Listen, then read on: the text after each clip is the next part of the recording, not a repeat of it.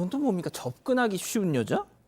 이게 군 관련 성범죄 사건이라고 지금 적혀 있는데 이게 어떤 거죠? 접근하기 쉬운 여자 군에서 벌어진 사건 맞고요. 군에서 장교였던 여성이 성범죄 피해를 입었습니다. 그런데 그냥 성범죄 피해만이 아닙니다. 처음에 성추행 피해를 입었습니다. 그런데 자신을 진료해준 의사가 다시 성폭행을 저지르려고 했습니다. 그래서 두 번 피해를 받은 사건인데요. 일단 2017년으로 거슬러 올라갑니다. 지금은 대위로 전역한 공군 장교가 당시에 자신과 같이 일하던 육군 부사관에게 성추행 피해를 당했습니다. 갑자기 팔짱을 끼면서 다른 사람은 여자로 보이지 않고 너는 여자로 보인다 이렇게 말을 하는 성추행 피해를 당했습니다. 그래서 국군 수도병원에 가서 진료를 받았습니다. 그래서 70대 의사에게 후유증을 치료받았는데요. 이 의사가 3년 뒤 최근 만났습니다. 그래서 만나서 갑자기 식사를 제안합니다. 식사하면서 이야기를 편하게 하자 제안한 다음에 식사 자리에서 저녁을 먹은 다음 갑자기 근처에 있는 자신의 집에 데려가서 성폭행을 시도했습니다. 자, 정리를 하면 이거예요.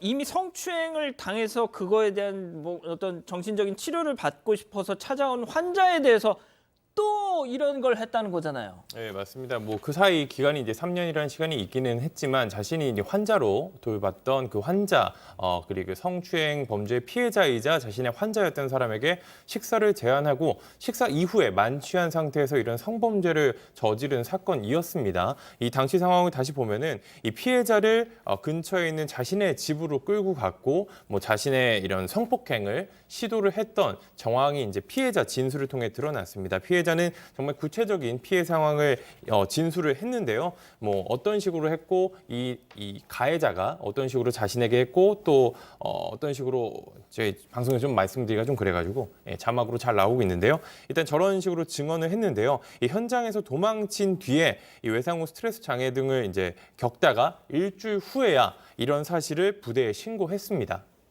자, 이 가해자가 말이죠.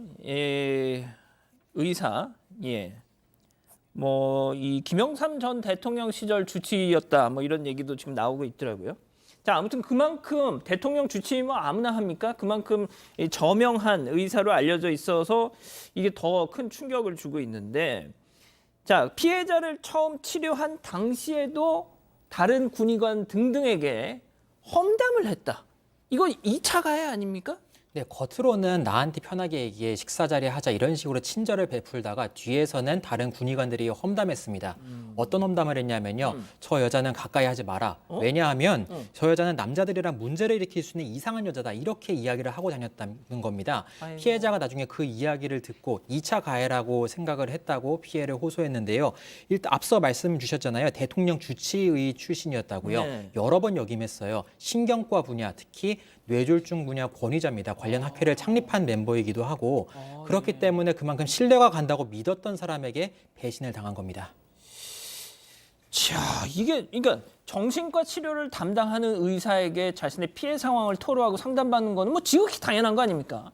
자, 그런데 이 대통령 주치의였던 가해자, 이 결국 자신의 권위, 자신의 어떤 배경 이런 걸 이용했다라고 볼 수밖에 없는 거지 않습니까?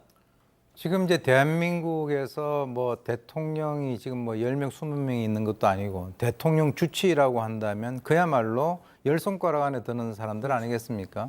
그러니까 이제 후광 효과가 있고 지금 이제 여러분들이 생각을 하실 때 저 사람이 어떻게 나이가 70이 됐는데 그 군병원에서 이제 과장을 하고 있느냐 아마 궁금하게 생각하실 텐데 최근에 이제 군병원에서 그 어떤 그 진료 수준을 좀 올리기 위해서 외부에서 민간 그 의사들 중에서 저명한 사람들 초빙을 해가지고 이제 활용하는 그런 아마 시스템 같아요. 그런데 지금 이 그 피해자 같은 경우는 실제로 이 사람이 나이가 70대고 또 뭐 대통령 주치의를 했다라고 하니까 그야말로 이제 후광 효과가 엄청나게 있는 거죠. 예. 그런데 이 노모 씨가 한 얘기가 자기가 이제 변명이랍시고 얘기를 하는 겁니다. 피해자가 자신의 성적 피해를 아무렇지도 않게 얘기하고 아니 상담을 하면 그렇게 얘기를 해야 되는 거 아닙니까? 두 번째, 앉아있는 태도도 그렇고 쉽게 접근할 수 있을 거라고 생각을 했다. 소위 얘기해서 자기 스스로 그 여성에 대해서 굉장히 이지움, 즉 쉬운 여자다 이렇게 자기가 주관적으로 생각을 한 거죠. 그런데 사실은 그 사람은 이 그 관계해서 어떤 그 피해를 당해가지고 정신과 상담을 받으러 온 사람인데 그것을 이 그 정신과를 상담해주는 의사가 이런 생각을 한다라고 하는 것은 직업 윤리상 이것은 있을 수 없는 얘기고 더구나 대통령 주치의라고 하는 그 타이틀 자체가 사실 상당히 부끄럽습니다. 변호사님 그러면 뭐 혐의를 인정했나요, 이 사람? 조사 과정 내내 혐의를 부인했었습니다. 그런데 이제 움직일 수 없는 증거가 있죠. 어허. 바로 CCTV. 아, 그러니까 아파트 그 복도 같은 데서 CCTV에 강제추행 영상이 찍힌 걸 확인하고 그제서야 이제 본인의 성범죄 사실을 시인을 했는데 이제 혐의는 강제추행하고 강간치상 혐의입니다. 예. 그걸로 이제 지난해 12월에 이제 기소가 된 상황인데 이제 여기서 쟁점은 뭐냐면 예. 상해예요, 상해. 그러니까 상해로 볼 수 있냐? 왜냐하면 외상이 있었던 게 아니라 예. 정신과적 질환을 앓게 된 거거든요. 아까 예. 외상 후 스트레스 장애나 기타 등등. 이제 그 부분은 나하고는 무관하다. 그 전에 있었던 육군 부사관 그 성범죄 사건으로 생긴 정신과 질환을 치료하는 과정에 있었던 거니까 나 때문에 그런 게 아니고 그 상해는 이 전에 그 강제추행을 했던 그 전직 부사관 때문이다. 이러면서 이 상해 부분에 대한 혐의를 재판 과정에서 부인했었습니다. 자, 범행을 일단 말씀하신 것처럼 인정을 하고 나서 재판에선 또 선처를 구했다고 하는데 교수님 저는 약간 이 양반이 이 사람이 좀 너무 악질적이라고 생각하는 게 이미 한 번 성추행 피해를 입고 온 사람한테 이런 짓을 했단 말이죠.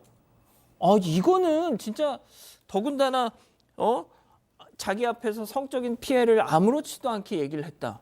아니 당연히 진료를 받아야 되는데 얘기를 해야죠. 그걸 가지고 쉬운 여자라고 판단을 했다는 이게 저는 도대체 뭔지 모르겠네요 정말. 그래서 이제 이런 사건들이 사실은 그 군이라든가 이런 쪽에서 가끔씩 있는 일이에요.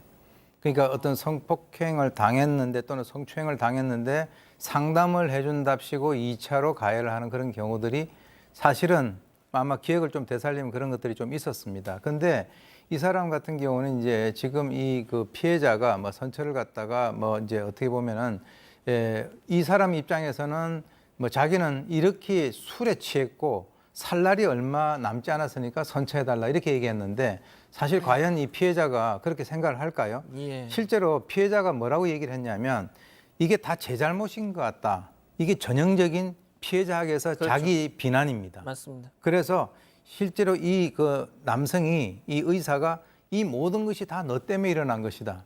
옛날에 보성에서 발생됐던 70대 어부의 그 살인 사건이 있는데 그 사람이 한 얘기가 다 너희들 때문이다 이렇게 얘기했거든요. 이게 전형적인 어떤 범죄자의 어떤 경향인데 그 전에 사건들도 네가 다 그런 여자다 이렇게 얘기를 해가지고 지금 이 여성 같은 경우는 사건 발생 7개월 만에 전역을 하고 지금도 정신과 치료를 받고 있다라고 하니까 이건 뭐 이 피해가 일파만파로 이 여성에게는 잊혀지지 않을 것 같습니다. 그러겠죠.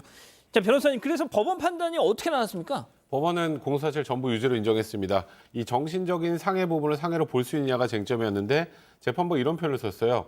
이런 행동은 피해자에게 정신적 파멸로 이끄는 정도의 아주 중대한 행위다. 그래서 모든 혐의를 인정하고 징역 3년 6개월을 선고를 했는데 이제 군검찰에서는 징역 10년을 구형했거든요. 예. 군검찰이 지금 항소한 상태입니다. 그렇군요. 알겠습니다. 두 번째 사건 이렇게 마무리하고요.